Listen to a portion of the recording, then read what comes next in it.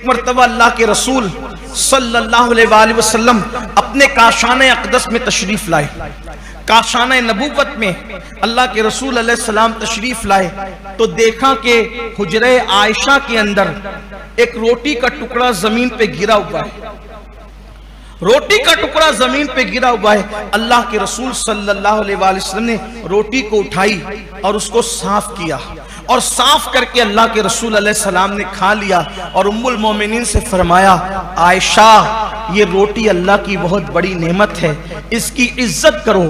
ایک مرتبہ یہ روٹی اگر کسی سے روٹ کر کے چلی گئی تو پھر دوبارہ اس کو اللہ نے واپس عطا نہیں فرمایا. اللہ کی نعمت کی عزت کرو. آج بہت سارے مسلمانوں کے محلوں میں آپ جا کر کے دیکھیں، مسلمانوں کی شادیوں کا جائزہ نہیں، مسلمانوں کی کھانے پینے کی محفلوں کا جائزہ نہیں، مسلمانوں کی ہوٹلوں کا جائزہ نہیں. کہاں تو قاسم نعمت، کہاں تو مالک جنت، کہاں تو رزاق مطلق کے محبوب اکبر، وہ رزاق مطلق جو خالق و مالک ہے، وحدہ لا شریک ہے، اس کے محبوب اکبر سب سے بڑے محبوب روٹی کا ٹکڑا زمین پہ دیکھ کر اپنی پیاری زوجہ سے کہتے ہیں کہ اس کی یہ اللہ کی بڑی نعمت ہے، اس کی عزت کرو. ایک بار جو جب اس کی ناقدری کی جاتی ہے، کسی سے چھین لی گئی، دوبارہ نہیں دی گئی. مسلمانوں کے آنگن میں تو کچرے کی کنڈی پر آپ کھانا پڑا ہوا دیکھیں گے، روٹیاں پڑی ہوئی دیکھیں گے. شرم آتی مسلمانوں کے محلے میں. اور شادی کے موقع پر تو غضب ہے. لوگ ایسے بیٹھتے ہیں کھانے کے لیے کہ ان کو لگنا ہے 4 لقمے تو وہ لیتے ہیں 10 لقمے، اور شادی ہی میں آئے ہیں اور اس کے بعد چھوڑ دیتے ہیں. ایک دانہ، صرف ایک دانہ اگر تم نے ضائع کیا ہوگا چاول کا، ایک دانہ تم نے ضائع کیا ہوگا اناج کا، ہو سکتا ہے وہی ایک دانہ تمہاری پوری روزی روٹی کے چھننے کا سبب بن جائے. خواتین کو اس پہ تلقین کریں، بچوں کو تلقین کریں، اللہ کی نعمت ہے، ناشکری مت کرو، ایسے کھانا مت پھینکو. ہوٹلوں میں بھی لوگ کھانے کا آرڈر دیتے ہیں، 4 لوگ ہیں تو 6 لوگ کے حساب سے آرڈر دیں گے اور اس کے بعد اس کو چھوڑ دیں گے. 4 لقمے ادھر سے اٹھائے، بلکہ اب تو چھوڑ دینا فیشن ہے. پوری پلیٹ صاف کرنا، پورا کھانا ختم کرنا، یہ بیکورڈ لوگوں کی پہچان بن گیا ہے، رذیل ذلیل لوگوں کی پہچان.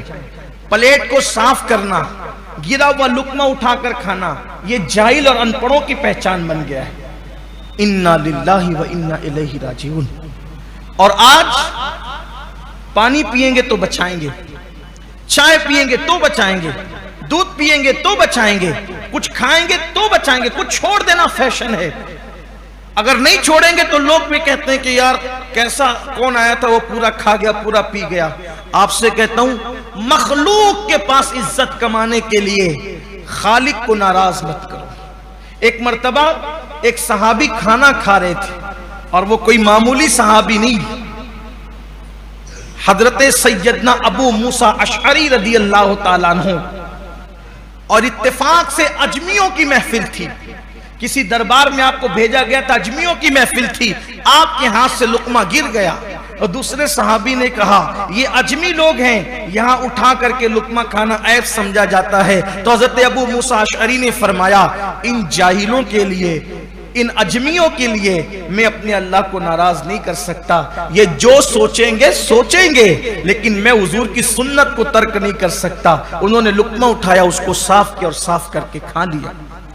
بچانا اس وقت صحیح ہے، آپ کسی کو بچا کے دے دے، کوئی اور کھانے والا ہو بہتر ہے، کوئی اور پینے والا ہو بہتر ہے، کسی اور کے کام آنے والا ہو بہتر ہے. لیکن اگر آپ کو یہ اندیشہ ہوتا ہے کہ اگر میں نے بچا دیا تو یہ پھینک دیا جائے گا، ضائع کر دیا جائے گا، اس وقت آپ پہ لازم ہے کہ آپ کوشش کریں اگر اس سے آپ کے پیٹ کا یا آپ کی جان کا نقصان نہیں ہے تو ایسی صورت میں آپ اس کو نہ چھوڑے، ورنہ وہ ضائع ہو جائے گا. اور یاد رکھیے کبھی کبھی ایک ہی چاول پل کے دانے میں، ایک ہی چھوٹے سے دانے میں ساری کے سارے اناج کی برکت ہوتی ہے۔ اس سلسلے میں حالانکہ میرا عنوان یہ نہیں، لیکن بات یاد آئی ہے، نعمت کی قدر، نعمت کی عزت۔ اللہ اکبر۔ حضرت سیدنا بابا قطب الدین بختیار کاکی رحمت اللہ تعالی علیہ کے پاس ایک انار لا کر کے دیا گیا۔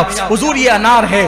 آپ کے ہاتھ میں وہ خوبصورت انار تھا۔ انار جیسے ہی آپ نے ہاتھ میں لیا، ہر خلیفہ اور مرید کی خواہش تھی حضرت کے ہاتھ میں یہ انار آیا ہے، کاش کہ حضرت مجھے عطا فرما دے۔ اپنے ہاتھوں سے حضرت نے اپنے ایک مرید کو دیا، وہ خلیفہ بھی تھے، ان کو دیا۔ انہوں نے انار لے کر کے کھایا، اور کھانے میں ان سے یہ بے احتیاطی ہو گئی کہ ایک دانہ زمین پہ گر گیا۔ ان کے پاس تو پورا کے پورا انار تھا۔